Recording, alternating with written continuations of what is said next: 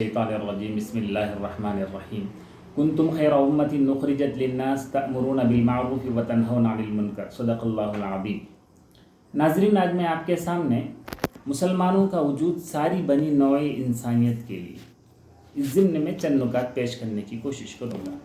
حضرات اللہ تبارک و تعالیٰ اس آیت کریمہ میں فرماتے ہیں کہ تم بہترین امت ہو، تمہیں وجود میں لایا گیا ہے انسانوں کے لیے۔ اس قسم کی بہت سارے آیات ہیں۔ سورہ بقرہ آیت نمبر 140 پر 3 اور سورہ آل عمران آیت نمبر 104 میں بھی متشابہ آیات آتے ہیں۔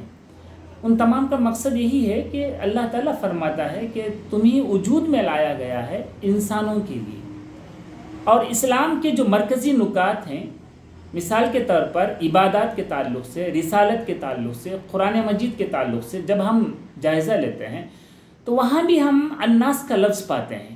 عبادات کے تعلق سے یا ایھا الناس اعبدوا ربکم الذی خلقکم، اے لوگ، اے انسانوں، تم اس پروردگار کی عبادت کرو جس نے تمہیں پیدا کیا۔ رسالت کے تعلق سے قل یا ایھا الناس انی رسول اللہ الیکم، اے لوگوں، میں تمہاری طرف اللہ کی طرف سے بھیجا گیا رسول ہوں۔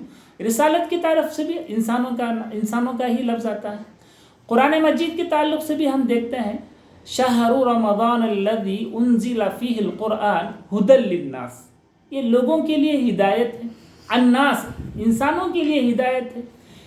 کسی بھی زبان میں، کسی بھی ڈکشنری میں اگر ہم دیکھتے ہیں، الناس کا ترجمہ مومن مسلمان سے نہیں کیا جاتا، الناس کا ترجمہ انسانوں سے کیا جاتا ہے۔ لہٰذا آئیے ہم جانیں کہ مسلمانوں کا وجود جو ساری بنی نوع انسانیت کے لیے ہے، اللہ تعالیٰ کیا کہتا ہے۔ اللہ تعالیٰ کنتم خیر امت اخرجت للناس، تمہیں نکالا گیا ہے، تم بہترین امت ہو، تمہیں وجود میں لایا گیا ہے انسانوں کے لیے۔ حضرت یہ انسان کون ہیں؟ یہ انسانوں سے کون مراد ہیں؟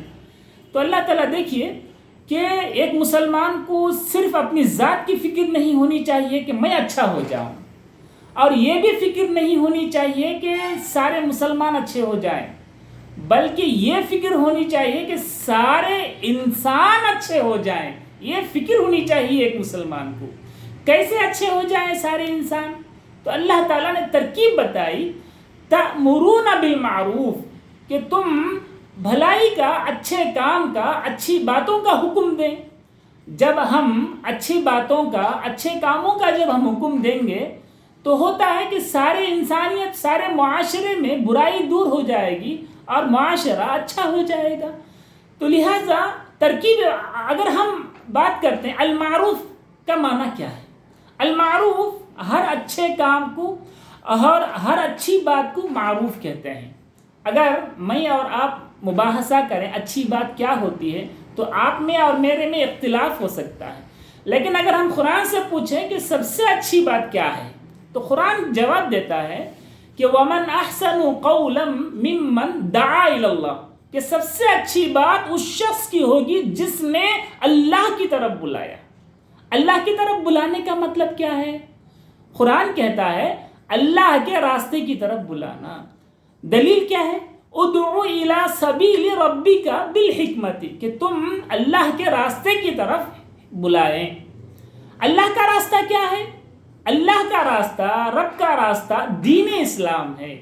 جیسے کہ اللہ تعالیٰ قرآن میں کہتا ہے ان الدین عند اللہ الاسلام، یقیناً دین جو ہے اللہ تعالیٰ کے نزدیک دین اسلام ہے، اور یہ قابل قبول دین ہے دین اسلام۔ وَرَضِيتُ لَكُمُ الْإِسْلَامَ دِينًا، کہ اللہ تعالیٰ نے دین اسلام کو پسند کیا ہے۔ دین اسلام کو چھوڑ کر جو کوئی بھی غیر اسلام، یعنی اسلام کے علاوہ کوئی دین کو قبول کرتا ہے تو وہ جو ہے ہم میں سے نہیں ہے۔ تو اللہ تعالیٰ کہتا ہے وَمَن يَبْتَغِ غَيْرَ الْإِسْلَامِ دِينًا فَلَن يُقْبَلَ مِنْهُ، جو اسلام کے علاوہ کوئی دین کو قبول کرتا ہے تو وہ ہرگز قابل قبول نہیں، فَلَن يُقْبَلَ مِنْهُ۔ اب دیکھیں کہ اسلام میں اللہ تعالیٰ نے، دین اسلام میں انسان کی پیدائش سے لے کر مرنے تک کے احکامات دیے گئے ہیں، اور ایک نظام حیات بیان کیا گیا۔ اسلام نے ایک نظام حیات انسانوں کو اسلام نے دیا۔ سب سے بنیادی بات اسلام میں یہ ہے کہ توحید ہے، ذالکم اللہ ربکم لا الہ الا هو خالق کل شیء فاعبدوہ، یعنی عبادت خالق کی کریں، مخلوق کی نہ کریں. کیوں؟ والذین یدعون من دون اللہ لا یخلقون شیئا وهم یخلقون، اور جس کی تم عبادت کرتے ہو وہ خود پیدا کیے گئے ہو.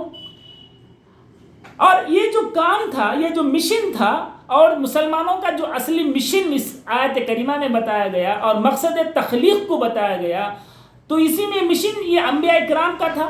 وَلَقَدْ بَعَثْنَا فِي كُلِّ أُمَّةٍ رَسُولًا أَنِ اعْبُدُوا اللَّهَ وَاجْتَنِبُوا الطَّاغُوتَ، کہ اللہ تعالیٰ نے انبیاء کرام سے یہ کام لیا.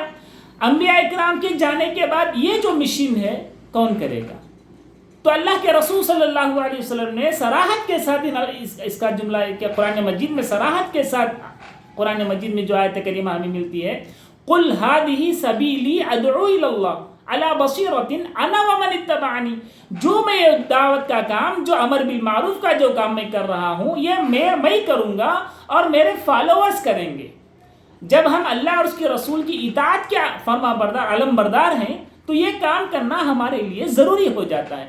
اور دیکھیے تمام امت محمدیہ کے حوالے کر دیا گیا یہ کام اللہ کے رسول صلی اللہ علیہ وسلم کے بعد.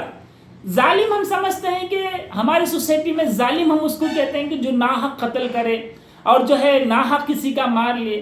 قرآن سب سے بڑا ظالم اس کو کہتا ہے جو اللہ کے ساتھ کسی کو شریک ٹھہراتے ہیں. ان الشرک لظلم عظیم.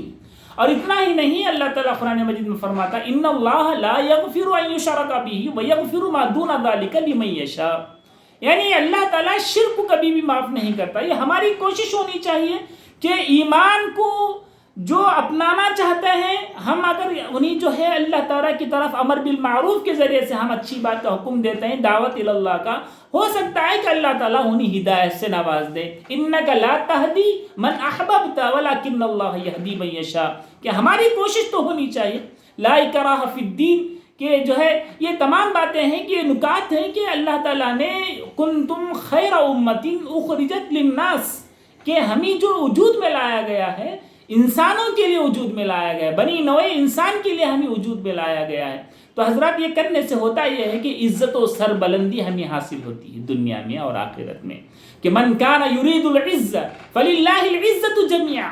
اور ہم دیکھتے ہیں کہ اللہ کے رسول صلی اللہ علیہ وسلم کی بعثت کے بعد سے اگر ہم اندازہ لگاتے ہیں تو اس دعوت کے کام کے ضمن میں 60 سال کے قلیل عرصے میں، 60-70 سال کے قلیل عرصے میں، کہ آپ دنیا کے میپ کا، یعنی دنیا کے نقشے میں سے تقریباً 60% آبادی جو ہے اسلام کے علم بردار، اسلام کے جھنڈے کے نیچے آ گئی. یہ ہمیں تاریخ سے پتہ چلتا ہے. اور دوسرا جو اثر ہوگا کہ جنت کی بشارت ان لوگوں کو دی گئی ہے، التائبون العابدون الحامدون السائحون الراکعون الساجدون الآمرون بالمعروف. تو یہ، اور اس سے نقصانات یہ ہوں گے کہ اگر ہم یہ کام اگر ہم نہیں کرتے ہیں، جو خیر امت ہونے کا جو احساس اگر ہمارے اندر نہیں اجاگر ہو رہا ہے، تو ہوتا یہ ہے کہ آج کی جو موجودہ حالات ہیں اس کو سامنے رکھ کر اگر ہمیں 2 باتوں کا تذکرہ کر اپنی بات کو ختم کروں گا، کہ یہ جو ہے کہ فریضے کو اگر ہم چھوڑ دیتے ہیں، جو فریضہ ہے، اس کا نقصان یہ ہوتا ہے کہ اللہ تعالیٰ ہماری دعاؤں کو رد کر دیتا ہے.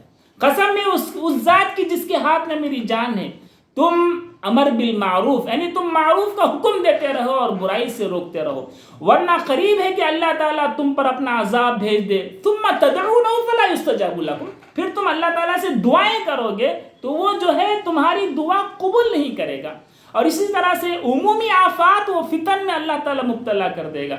قرآن میں فرماتا ہے اللہ تعالیٰ وَاتَّقُوا فِتْنَةً لَا تُصِيبَنَّ الَّذِينَ ظَلَمُوا مِنْكُمْ خَاصَّةً، کہ تم ایسے عذاب سے، ایسے فتنے سے بچو کہ جس کا اثر تم میں سے صرف ظالموں تک ہی محدود نہیں رہتا، آپ بھی اس کی لپیٹ میں آ جاتے ہیں. تو لہذا ضرورت اس بات کی ہے کہ ہم جو ہے یہ ہمارا جو خیر امت ہونے کا جو جذبہ ہے اس کو ہم ہمارے دلوں میں اجاگر کریں، اور مسلمانوں کا جو وجود بنی نوع انسانیت کے لیے ہے اس کو جو ہے ہم سمجھنے کی کوشش کریں. السلام علیکم.